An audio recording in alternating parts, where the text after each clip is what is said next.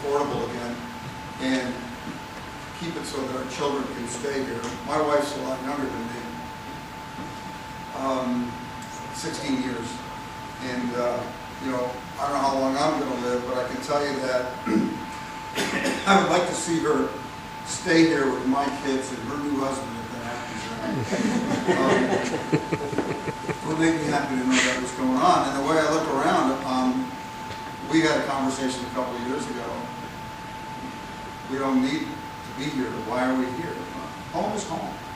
And there's a lot about this place that's absolutely wonderful. We live at the edge of the largest state park in the country. Our water's clean, the land is reasonable, and you can move around and do the things you want to do. And I've been a lot of places, but this is where I want to stay. And I'm guessing most of you do too. I just don't want to feel trapped here. I don't want to feel like a victim anymore.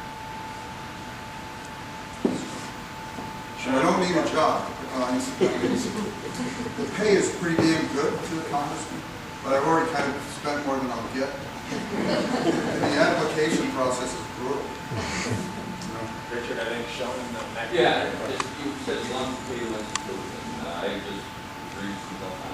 How do they take away the funding from the farmers, or how does that work? Do they? You know, I think you're right about that. I think that that is true. That they are against sugar subsidies and a lot of other subsidies.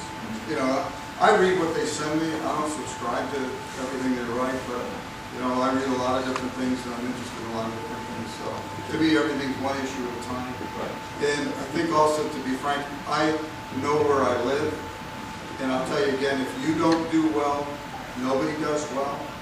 The state will fail, and you know, we need to stick together. And agriculture is the biggest industry in New York. People forget that, but especially in this district. It's all, and there are some pockets of success. You know, the vineyards are doing pretty well, but it's tough. It's really tough. You know, big farms have become the way. So the trouble is nobody's here to buy our land. Well, I think it's agriculture is a big part of the state because you can't move your farm. If you could, who knows? Yeah. You're stuck with the land. Well, the thing is, my grandfather got off a boat someplace and wound up here, and I own a few acres. But if he got off the same boat and went to South Carolina and owned those same few acres, I'd be in a lot better shape. But you know, your point's well taken. The thing is, the land, if you're a farmer, I mean, I was raised on, I was a raiser. I spent the best years of my life there. And I can tell you, nobody I ever met on a farm was there because they loved to make money or wanted to make money. They were there because they loved the land. It's a lifestyle. It keeps your family together. You know all of that. And I wasn't taught to believe that what the purpose of life was to be happy. I was always taught that the purpose of life was to be useful and to stand for something and take care of your family.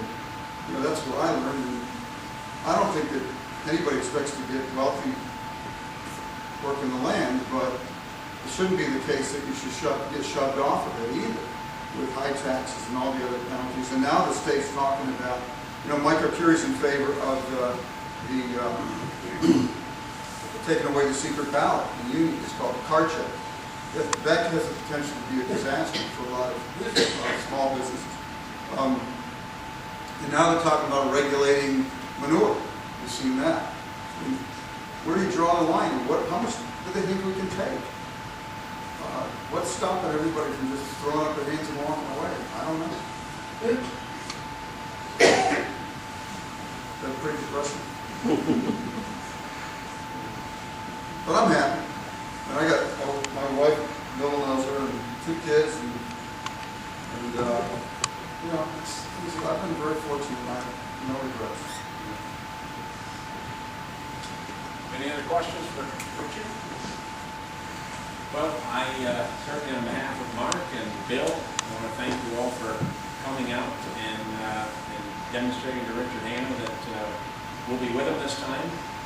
And I hope I hope you all gained some knowledge or more informed about Richard Hanna as a person, and as he moves forward with his campaign, I'm sure that he will find the sign-up sheet, your names and your email addresses handy to communicate with you, and again, thanks for coming out and supporting Richard. Thanks a lot.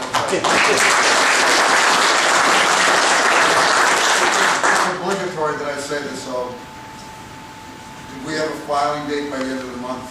Washington is watching what we do. Again, it's the #1 race in the state. It'll be one of the best watch races in the country, and this is an ugly business because so much of it is about money. So anybody that wants to help, there's some cards there. I'll tell you what I was about to say though, if everybody here and everybody at the committee meeting in Oneida County had gotten 2 or 3 people to vote, we'd have won. It would have been a shock. It would have been a big shock for me, but everybody else. You know, so it's doable. It's for the right reasons. It's not about parties, frankly. It's about the future, and you know, it's hard to have faith in either party today. You people spend, as Republicans, you spend your energies supporting a group of people who have separated themselves from you. They don't deserve your support if they don't carry your issues with them in their actions. And I'll tell you, the one basic truth is watch what people do, don't listen to what